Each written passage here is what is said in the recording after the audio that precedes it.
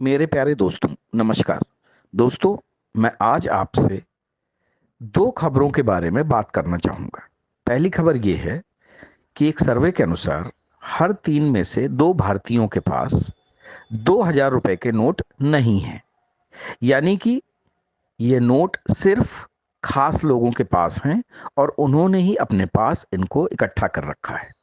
दूसरी खबर यह है कि बैंकों में अफरा तफरी मची हुई है और सूरत जैसे शहर में 500 रुपए के नोट कम पड़ गए हैं बैंकों में, क्योंकि हर आदमी बदलवाने आ रहा है और एक एक दिन में 800 900 करोड़ रुपए के नोट बदले जा रहे हैं।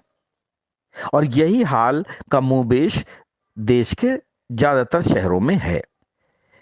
रात रात भर ज्वेलर्स की दुकानें खुल रही हैं, वहां पर ऊंचे दाम पर सोना चांदी खरीदा जा रहा है और किसी न किसी तरीके से ये नोट खपाए जा रहे हैं।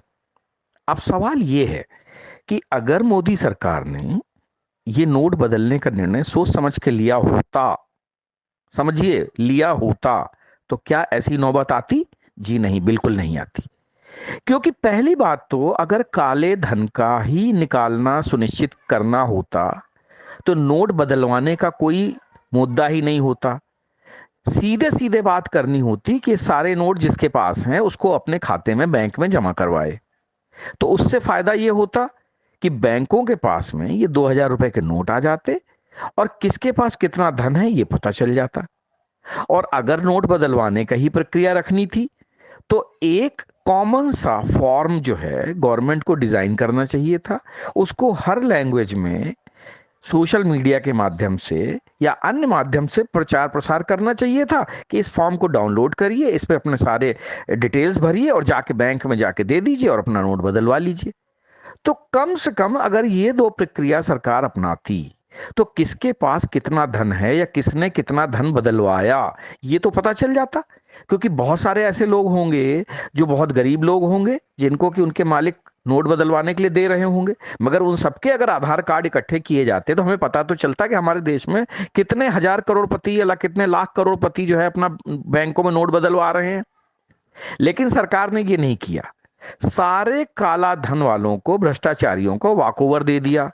ऊपर से चारों तरफ से अपनी फजीहत भी करा ली, लोग गालियां भी दे रहे हैं। तो ये बीजेपी सरकार का चाल चरित्र बन चुका है।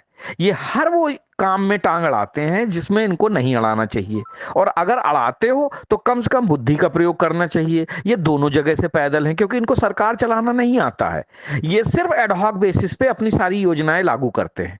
यही काम इन्होंने नोटबंदी में किया, यही काम इन्होंने दूसरे अन्य आंदोलन, ये जो आंदोलन हुए उसमें किया। शाहीन बाग का आंदोलन चाहते तो एक हफ्ते में खत्म हो जाता, इन्होंने नहीं किया। वहां गालियां सुनते रहे लेकिन इनके कानों में कोई जू नहीं रहेंगी। लास्ट उसका दंगे से परिणति हुई, उसमें जो है बाद में अब ये अपने हिंदू मुस्लिम की रोटी पका रहे हैं। दूसरा, इन्होंने किसान आंदोलन को लंबा खिंचने दिया, और लंबा खिंचने दिया इसके बाद वो सारे काले कानून वापस भी ले लिए, यानी कि अपना पैर ही उठा के अपने मुंह में घुसेड़ लिया।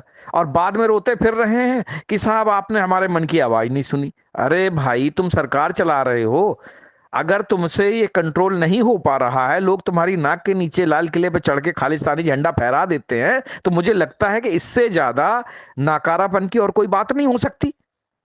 कोई चीज देख लीजिए, अभी पहलवानों का आंदोलन है, वो भी इसी तरीके से आगे बढ़ता चला जा रहा है। सब अपने कानों में जो है रुई डाल के बैठे हुए हैं। बाद में जब कोई घटना दुर्घटना होगी तो फिर ये जो है अपने गुणगान करने में लग जाएंगे। यही कारण है कि इनकी इसी निर्णय न ले पाने की क्षमता की वजह से इन्होंने कर्नाटका हारा। ना ये वहां हिंदुओं के रहे, ना ये वहां मुसलमानों के हो पाए। दोनों तरफ से अपनी फजीहत करा ली और इनके हाथ से सरकार निकल गई। आज भी यही हाल है। मीनाक्षी लेखी को यह पता नहीं है कि हज जाने वालों को अगर विदा करना है तो फिर मुंह मत छुपाओ, और अगर मुंह छुपाना है तो फिर हज जाने वालों को विदा करने के नाटक मत करो। भाई, आप लोग चाहते क्या हैं? एक तरफ आपको जो है हिंदू मुस्लिम करना है, दूसरी तरफ आप सारी की सारी योजनाएं जो हैं आप उनके लिए लागू करे दे रहे हैं। मणिपुर में इतनी हिंसा हुई, मोदी जी के मुंह से एक शब्द नहीं निकला, लेकिन एक लड़के ने जो है मोदी जी का पोस्टर या फोटो क्या बना दी, उसकी जो है शान में कसीदे काढ़ने लगे कि साहब हम तो मतलब जो है। तो आप ये ऐसे काम क्यों कर रहे हैं? भाई, अगर हिंदू मुस्लिम बराबर हैं तो आर्टिकल 14 की जो है जो जरूरत है, इसके हिसाब से सारे नागरिक बराबर हैं, तो अल्पसंख्यक मंत्रालय हटा दीजिए। और अगर अल्पसंख्यक विशेष हैं जिनके लिए आपने हजारों करोड़ों रुपए की योजनाएं लागू कर रखी हैं, तो आप ये दे दीजिए कि हिंदू इस देश का जो है थर्ड रेटेड सिटीजन है और आर्टिकल 14 की कोई जरूरत नहीं है इस देश में। भाई कुछ तो निर्णय लीजिए, आखिर आप में और कांग्रेस में क्या फर्क है? आप तो कांग्रेस से ज्यादा निकल गए आगे। तो मुझे लगता है दोस्तों, ये मोदी सरकार की एक और सबसे बड़ी विफलता है जो इन्होंने 2000 के नोटों में अपना सिर खपाया है।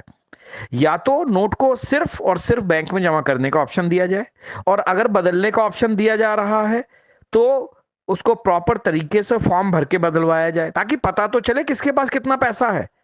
हर शहर में यही हाल चल रहा है, लोग बैंकों में लाइन में लगे हुए हैं, बैंक वाले धड़ल्ले से पैसा कमा रहे हैं, हर तरफ यही अफरा तफरी का माहौल मचा हुआ है।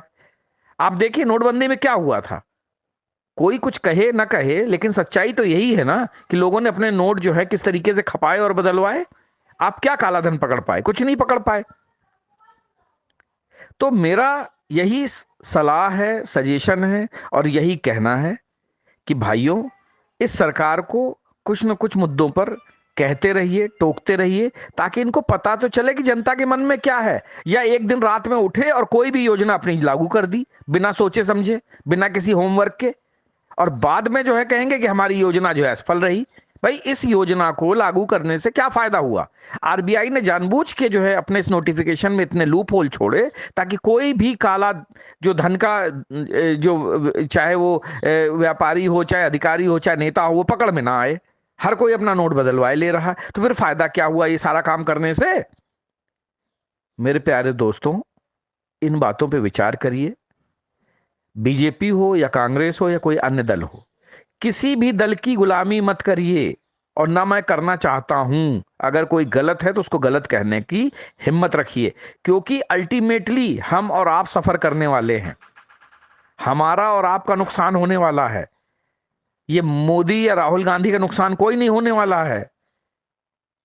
ये जब चाहेंगे तब अपना फायदा कर लेंगे। यही कारण है कि सन 47 में जब देश का बंटवारा हुआ तो लाखों गरीब लोग मारे गए, कोई नेता नहीं मारा गया। किसी नेता को कोई फर्क नहीं पड़ा, उनके खानदानी आज भी इस देश पे राज कर रहे हैं। और जो लोग विस्थापित हो गए, जिनको कि पाकिस्तान छोड़ के इंडिया भागना पड़ा, वो आज भी परेशान हैं। जो कश्मीर से लोग यहाँ भाग के आए हैं, आप उनकी हालत देखिए। तो मेरे दोस्तों, पार्टियों के पीछे मत भागिए, नेताओं के पीछे मत भागिए, और अगर कोई भी चीज कहीं गलत सरकार कर रही है तो उसके विरोध में आवाज उठाइए। जय हिंद, जय भारत।